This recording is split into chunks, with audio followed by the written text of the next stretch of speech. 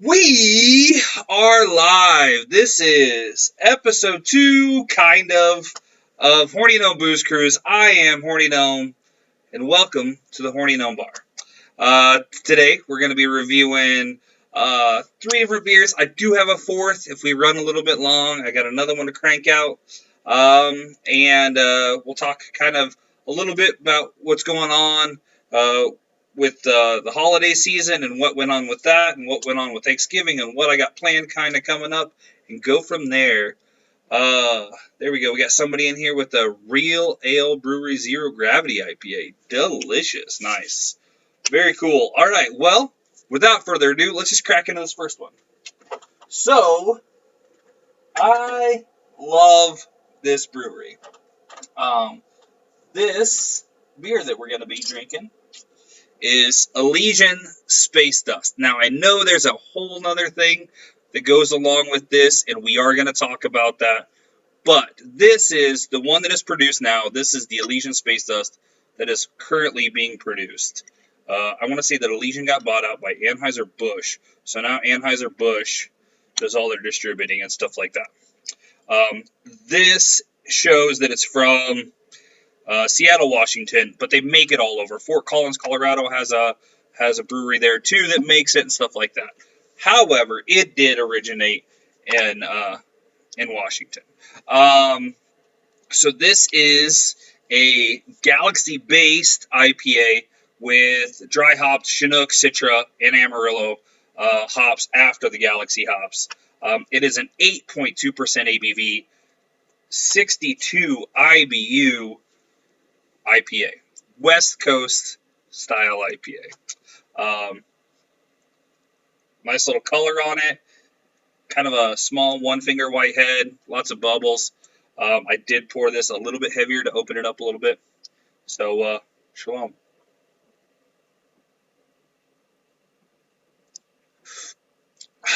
Damn, that's delicious. So I love a West Coast IPA. I started in this craft beer world not liking IPAs, just like the majority of the people. When I first kind of started to broaden my horizons into the craft beer world, I really went after stuff that was just kind of subtly craft beer. So what I would consider light stouts and light porters, that kind of thing. There was just one thing removed off of it. But as I tried more and as I grew, I got into where the hop is what really gets me. I love piney, dank hops just as much as I do like juicy hops and stuff like that as well. But my opinion is I feel that a West Coast IPA is more of a true representation of what an IPA really was in the beginning. And so I think that West Coast IPAs are where it's at. So I feel like if you could produce a good, tasty, not overly bitter West Coast IPA, then you really can't go wrong. If you can produce that, I feel like you can produce anything.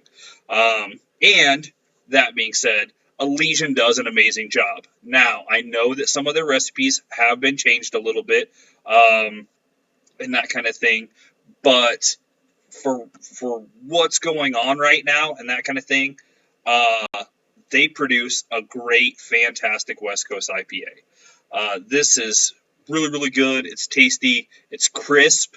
And that's kind of what you want in a West Coast IPA. You want it to be smooth and everything as well, but you want that snap. You want that bite with that piney dankness, with the blend and everything like that. And this does a really, really great job. Absolutely.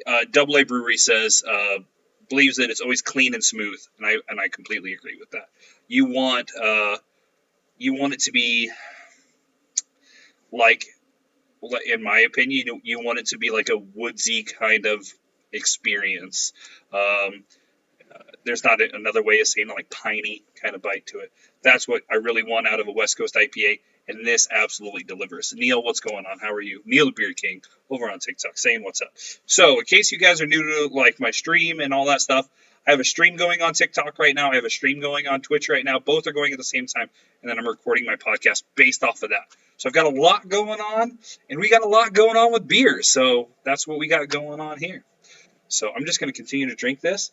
Damn, it's super tasty. So the other story that is based around this Elysian Space Dust is that the original OG brewmaster that created the original recipe for Space Dust no longer works for Elysian. I don't know if that was part of when they were bought out by Anheuser-Busch and he didn't want his recipes diminished or whatever.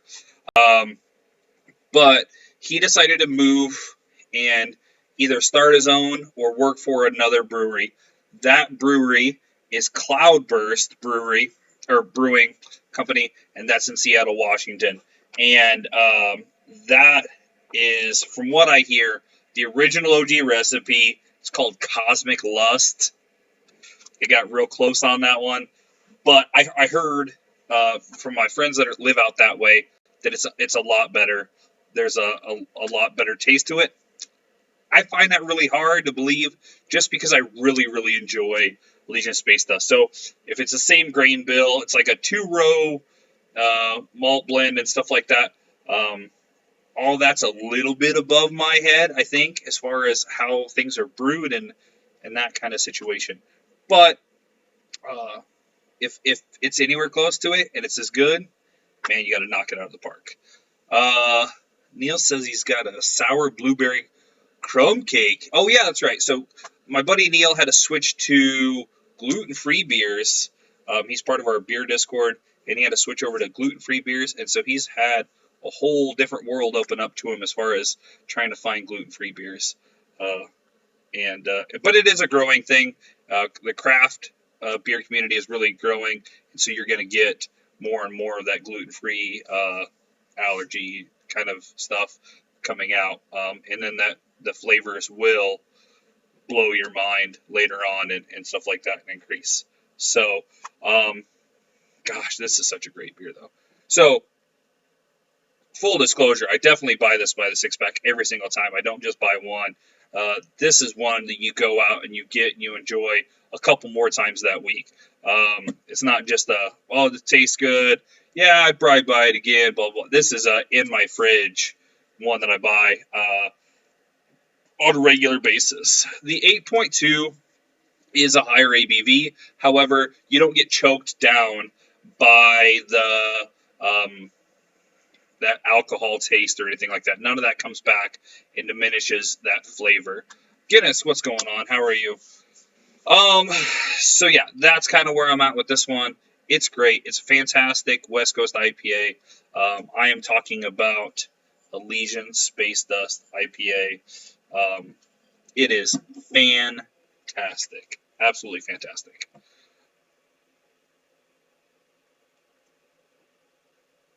So, the funniest thing about doing this podcast and doing these lives and things like that is that as a solo person in this podcast, I have another podcast that's not solo, but in this podcast, every time I take a drink, there's just so many seconds of silence that you just got to deal with.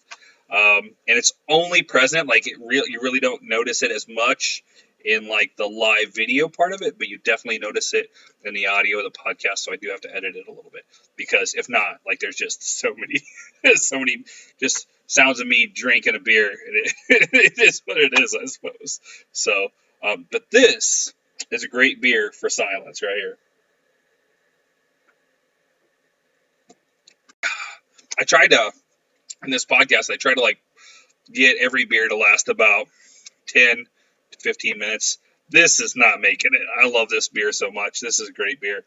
I chose it specifically because I wanted to drink this damn beer tonight on my podcast. So that's what I'm doing.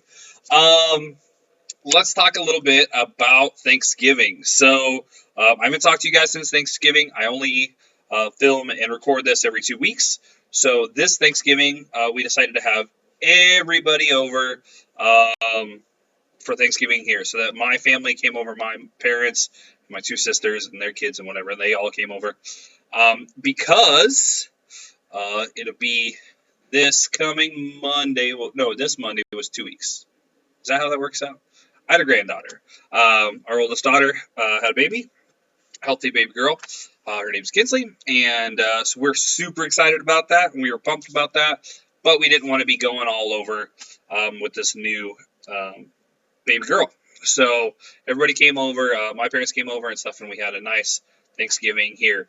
2 turkeys. I did a mayonnaise smothered, everything but the bagel seasoned turkey in the broiler.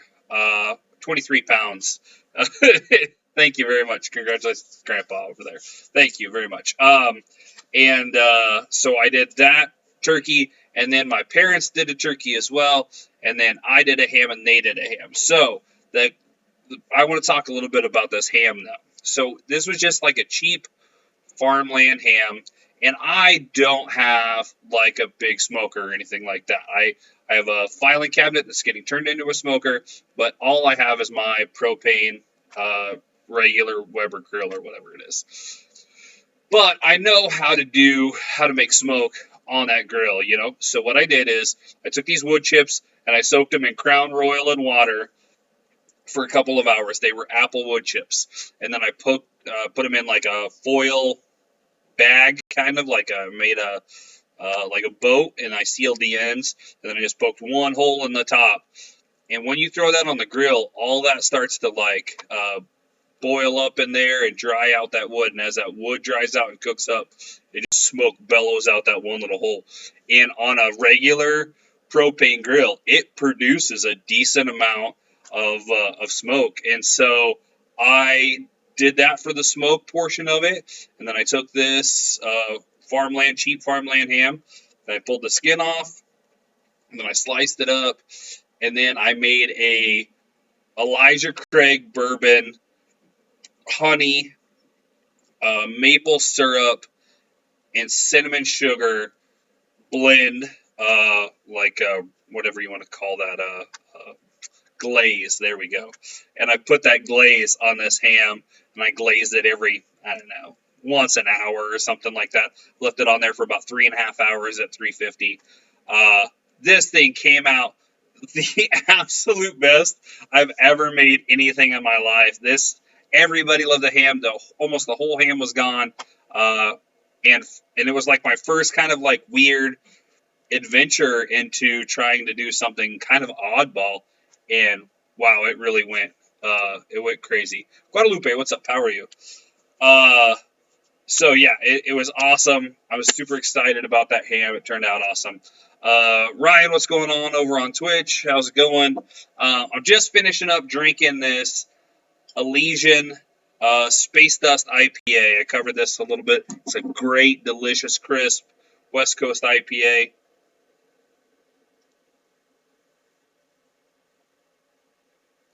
And she's finished. Hey, I appreciate it. Thank you. The man cave is looking good. I really like it.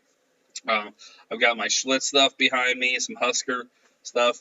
I'd have to give you guys a whole tour. If you guys want a tour of my whole thing out here, I've got a dart set up and multiple TVs and stuff like that. If you guys ever want a full view of all of what's going on over here and stuff like that in the Horny Gnome Bar, you can head over to my TikTok. It is Horny Gnome Bar, H0RNEE Gnome Bar, and you can check that out. I've got hundreds of videos. I got a couple thousand followers on there. You guys can go over and check out all my cool videos. I do beer reviews right here where we're sitting right now, and then do them outside, do them kind of all over. So that's kind of what's going on over there. So even though I think this is a bad class usually, I am not going to change my glass out. We are going to get right into the next one. And for our next one, we're going to be trying Kindling. It's from Odell Brewing Company. It is a golden ale. It is a 5% ABV, 6 IBU, or 8 IBU, so super not bitter golden ale. All it said that I could find on it is that it uses a blend of American hops and classic Pils malts. So I'm pretty much expecting a pretty classic Pilsner kind of taste to it. But for right now, this was a heavy pour. I like opening them up. It was a heavy pour. It definitely has like a ridiculous head on it, almost domestic level head, except for its staying, which is kind of crazy. So I'm just going to kind of slowly add until I get it there, and then I'm going to take a drink here in a second. So up to year date right now, this is December 7th. I'm at over 400 beers this year. I know it's pretty crazy. I haven't done necessarily videos for all of them, but I've done videos for the majority of them. I'm just a hair over a year on TikTok now, too. And it's been a crazy little adventure. The two things that I found the most about getting into craft beer, as deep as I've gotten into craft beer, is number one, I don't drink to get drunk anymore. Like, I think it's a weird thing to do. I'll still drink the occasional Busch Light or Corona or whatever. However, I usually drink a lot less of them. I'm just not used to drinking a bunch of beer anymore. So I drink a lot less beer because I drink for taste more so than drinking for I drink for taste and flavor. I don't drink to get drunk as much anymore. I probably spend about the same amount. And I'm going to be completely honest about that. Because a 12-pack of domestic Bud Light is like $10.99, $11, whatever. A 4-pack of any decent craft beer in 16-ounce cans is probably more than $10. It's usually about $12. So I probably spend maybe a little bit more. It just depends. I do still have filler beer. I still use filler beer all the time. This summer, I used Naturday's pineapple lemonade. It was fantastic. It was refreshing. I really, really enjoyed that beer. I know a lot of people didn't, are super down on it and whatever, but I don't drink seltzers. And I'm not as big of a fan of like regular light beer as I used to be. And so, Naturday pineapple lemonade gave me a great amount of flavor. It was refreshing. It was great for the summer. Moving into fall, I'll probably switch to something a little bit heavier. There's some porters that I really like that are local to this area. Long Route is a peanut butter porter that's really local to this area.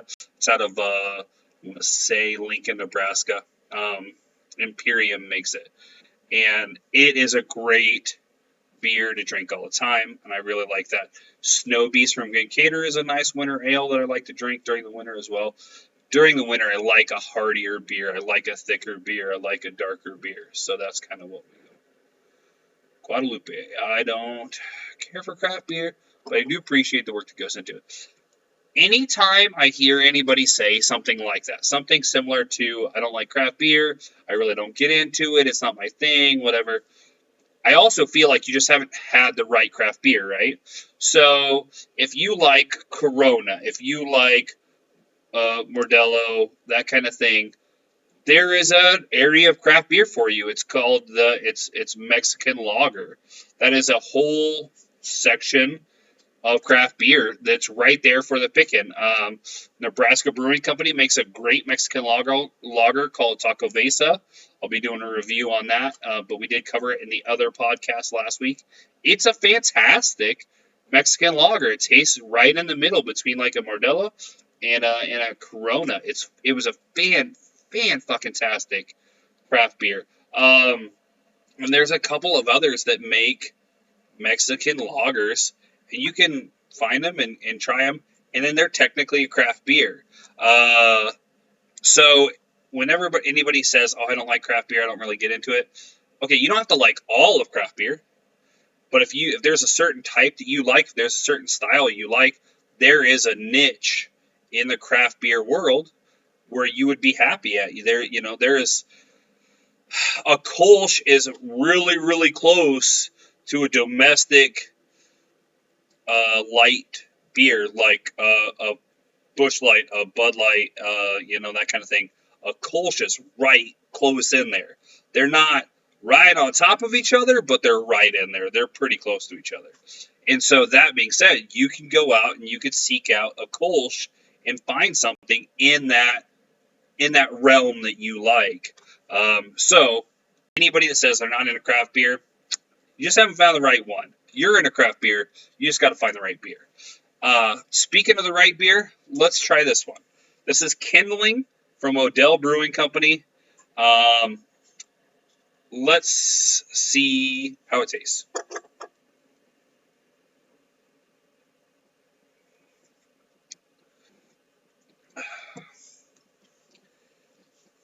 Okay, I'm letting it kind of sit for a second because I was expecting something else, and not in like I thought I was drinking Mountain Dew, but instead there's a drink of Dr. Pepper in my mouth kind of thing. But I was expecting a heavier beer, to be completely honest with you. I was expecting, especially out of something called Kindling, I was expecting a heavier beer. And it poured out light. You know, it pours out like a hazy pale yellow. And I wouldn't necessarily call it a gold color, but a hazy yellow, hazy pale yellow. And I was really expecting something a little bit more hearty than this. And it's light, it's refreshing, but it has this great little Pilsner backbone that kind of like says what's up and then like kind of keeps going. Rodney, what's going on? How are you?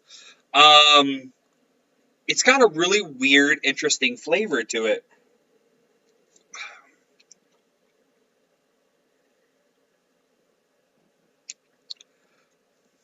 Okay, so the carbonation is at a point where it's almost like if you were to carbonate, uh, almost like if you were to carbonate like a lemonade. Okay, so think of, oh, there we go, Rodney or trash juice. Got it, buddy. So this comes across as a Pilsner backbone that is really, really light. So think of whatever Pilsner that you normally drink that has that hearty, malty, heavy kind of flavor to it, that bread flavor, and then like cut that down, probably be somewhere in like half. And that's about what this feels like. If it has this great light, airy mouthfeel, and it produces this nice light cracker kind of taste to it that's not overpowering. Like this is extremely crushable. It's, what did I say? 5%, I think it is. 8 IBUs. No bitter. This is something that you could easily, I think, give to a Bud Light, Busch Light domestic guy that only likes that stuff, and you could fake him out, and he would drink this, and he would enjoy this. This tastes like PBR used to taste, in my opinion. This is actually really, really great and refreshing. I just kind of keep getting blown away by how light it is. It's actually really, really good. I really do like it. I haven't been doing ratings, but I probably should be. I would say, for me, this isn't my favorite style of beer. However, I would say that this is probably right in that 7 range, 7 out of 10. I go on a 1 to 10 range. I would put this at a 7. I would definitely buy this again. And this would be a good one for people that come over to my house expecting to drink domestic beer. Number one, I hardly ever have domestic beer in my fridge. I do every once in a while have Busch Light for people, but this is great. And really, really cool can art. So there's the can art for you guys. I think it's really, really cool can art. It's kind of got this sticks kind of lettering with some fire and some plants and stuff like that. I don't know how else to describe it, but it's on a black background. It's really cool. So I am a huge fan of Odell Brewing. I think they do a great job. Um, um, and they are probably the second biggest brewery distribution-wise out of Colorado, in my opinion. The first would be New Belgium. All right, Guadalupe, I'll talk to you later, buddy. New Belgium's easily the number one beer to come out of Colorado. But Odell is really pushing to come out strong, and they're doing a great job. So this one is another banger from Odell. In my top 5 IPAs, 2 of them are actually from Odell as well right now. And that's over the 400 and something this year. So yeah, it's been great covering some of their beers. And being from Nebraska, it's nice that I can get their beers close. It's not a struggle to get them. They're kind of distributed everywhere around here, and it makes it kind of nice. So that's kind of what we got going on with that one.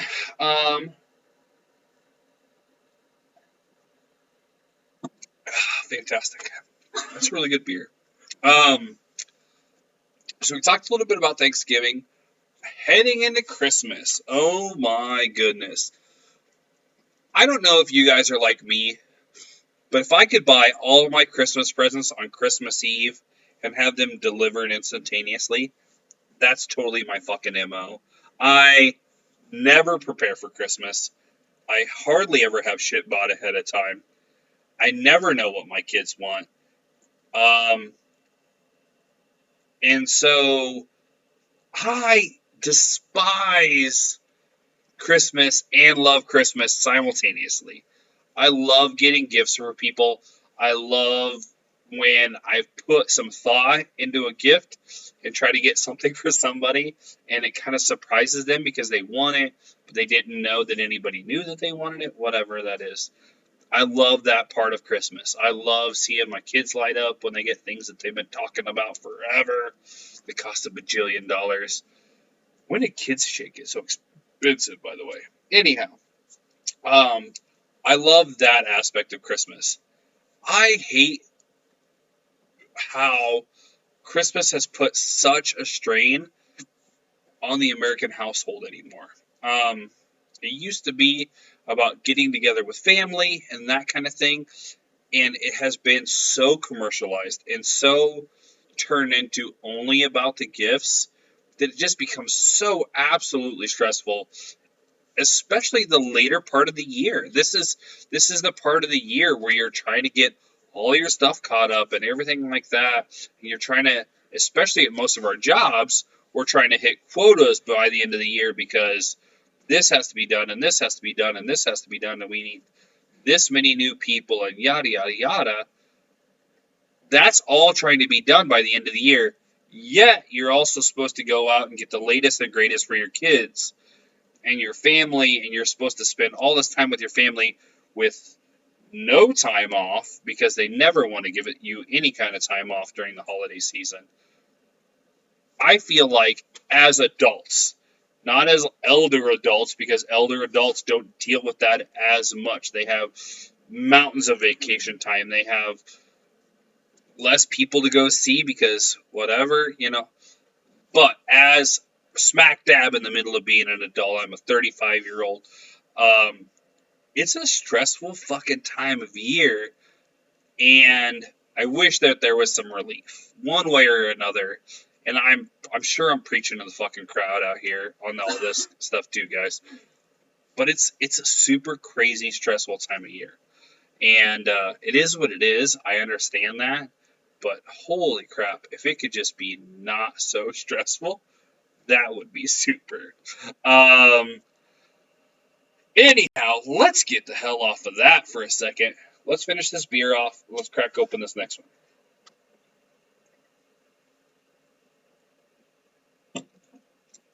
Down the gullet. Okay, so for our third beer this week,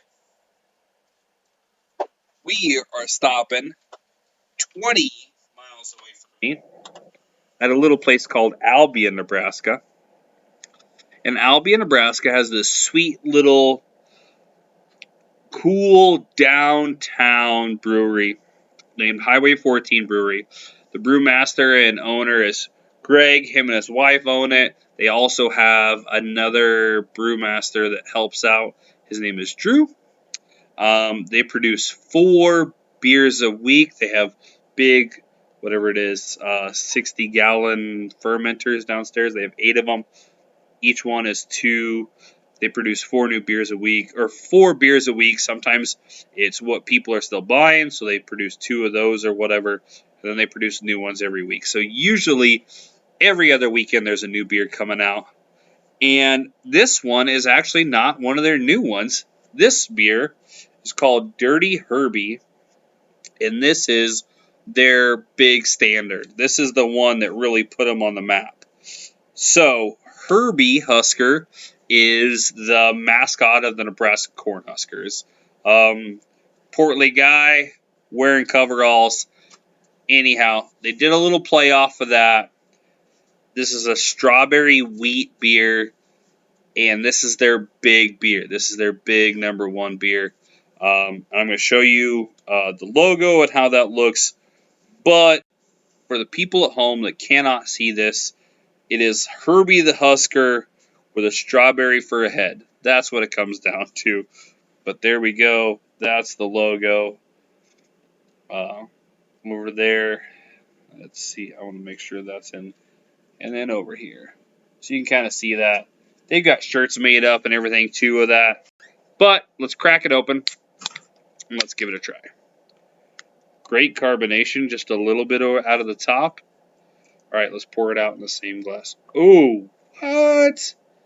Okay, so I'd like to know if they achieved this color naturally or if they added coloration. Because this shit is red. Not pink, not amber. This shit is red as hell. It looks great. Don't get me wrong. It looks fantastic. But it is super, super red. It looks great. And it smells, holy shit. Okay. It smells like those strawberry gummy candies. Do you know what I'm talking about? There's those candies that if you go into like a candy store where they have them all laid out, there's like the strawberries with like the little green tops, but the backs are white. I don't know how else to describe that, but they're definitely funky. But this is exactly what that smells like. I'm just getting kicked in the face with strawberry right now. Okay, so for everybody at home, this is a red, not a super deep red, but it is definitely red. I'm holding up like a red Milwaukee marker next to it, and it's redder than that. The red Milwaukee pen has more orange to it. It is a red beer. This is a red wheat ale. Holy shit. And then it has a super white head on it. Kind of funky. It just, oh my god, the strawberry smell is just super, super wild. All right, here we go. Down the hatch.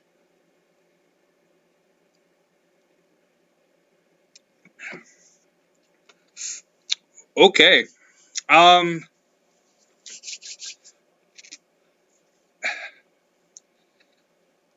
So here's my only, in my opinion, here's my only gripe on this. And I'm just going to say it right away. I'm missing a little bit of the beer taste. If I were to, say, talk to the head brewmaster, this is one of their ones that's concrete. Everybody loves it, whatever. And this is probably fantastic for people that are not super deep into craft beer. I would like to see this with a little bit more of a hop profile to it. I would like to see this with a little bit more malt one way or another, just to give it that beer back in. But I also feel like they're really pushing a demographic into trying craft beer, and this is the perfect one. This is the one that would start that process for you. This is a beer that gives you a little bit of that light beer taste, okay? but gives you a great strawberry backbone that comes in, fills up your senses, and you really feel like you're drinking something way more complex. Here's a fantastic way to kind of describe it. Bud Light put out that Bud Light apple, and some people absolutely love that Bud Light apple and think it's the greatest thing since sliced bread, and go out and buy tons and tons of it, not knowing that realistically Bud Light apple is just a craft beer. It's just Anheuser-Busch doing a little bit something with their beer, a little bit something different, and making it like a craft beer. That being said, this is kind of like what a Busch Light would do if it was trying to produce a strawberry beer. This is that flavor. So it has this light beer flavor paired up really, really nicely with the strawberry flavor. I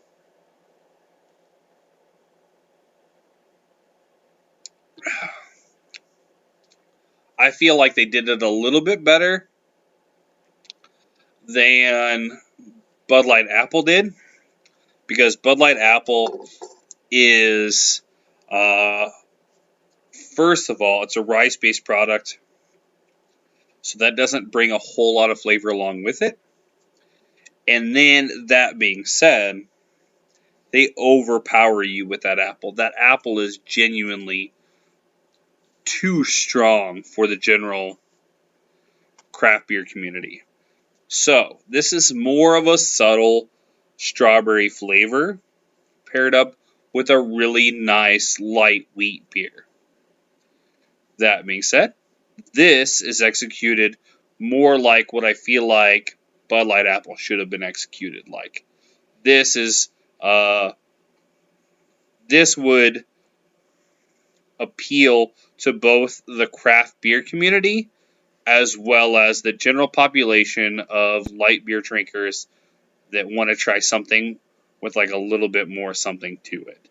This is a great job. Greg and Drew over at Highway 14 did a great job on this beer. It's fantastic. And this coloration, I'm going to definitely ask him. He's one of the beer sponsors for this podcast, as well as my other podcast that is filmed every other Thursday. This Thursday coming up, Unlikely Role Models podcast. This is a great beer, and I'm gonna have to go and ask him about this coloration. That's the biggest thing that's kind of blowing my mind right now, because this is a great coloration on here. Definitely Husker Red, which is phenomenal. So I've got about half of this beer left, maybe. Yeah, about half of this beer left. We're just gonna keep going with this beer, and that's what we're gonna go. So I am still every single week trying to figure this thing out.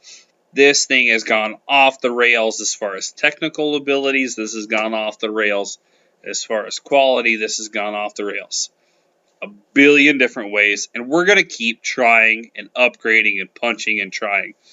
On Twitch this week, I brought in my logo. I brought in a background to try to make it look a little bit cleaner. You don't see that over on TikTok. There's not a lot I can do about TikTok. And then we will be broadening out, and I will be eventually putting this out on Facebook and Twitter as well. And pushing all this on Anchor, and then Anchor publishing all of our episodes. If you guys want to see more of this beer review content that I do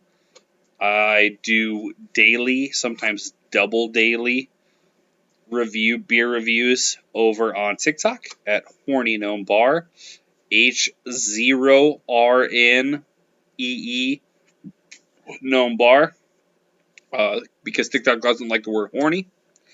And then I'm also, for TikTok viewers, streaming this over on Twitch at twitch.tv/Horny Gnome Bar, spelled the right way, HORNY Gnome Bar, all one word. If you guys want to catch my other podcast is Unlikely Role Models. Me and my buddy talk about funny news stories and a little bit about beer and a little bit about what's going on in the world, kind of. We talk a little bit about our lives and what's kind of going on with there. We talk a little sports. And we're just two fat, bearded guys that are funny and funny polar opposites to each other. And so it makes for a lot of laughs. In the first couple episodes, in my opinion and other people's opinions, have been fantastic. So if you want to catch that, that is Unlikely Role Models Podcast, both on TikTok, Twitch, Facebook, everywhere. Twitter also, I think. I don't know if he's gotten it done yet, but it is what it is. So, just to recap this episode, we went over Elysian Space Dust IPA, a fantastic West Coast IPA. We went over Dirty Herbie, Strawberry Wheat from Highway 14 Brewing. And then we went over Kindling Golden Ale from Odell Brewing Company. I'm going to take pictures of those. They'll be over on the Instagram, Horny Gnome Bar Instagram. And if you guys want to have me review any beers in future episodes, there's a couple of ways you can do that. You can either DM me with the beers you want me to try. You can send them to me at P.O. Box 612 at Fullerton, Nebraska 68638. If you go over to my TikTok, it's on my TikTok. And you can just tell me what you want me to do. You can hop in the comments on here. You can hop in the comments on Twitch. You can hop in the comments anywhere that I am and let me know. The best place is TikTok. I will tell you that because I'm on TikTok every single day, dropping new reviews of badass beers for your pleasure, sometimes for mine. I want to thank everybody for hopping on here, everybody that stopped in and said what's up. I want to thank everybody for that on this wonderful Tuesday evening. I film this every other Tuesday. You can hop on and see me live on TikTok, live on Twitch, and anywhere that podcasts are found. I have been the Horny Gnome. This has been the Horny Gnome Bar. And remember, beer makes you awesome. Peace.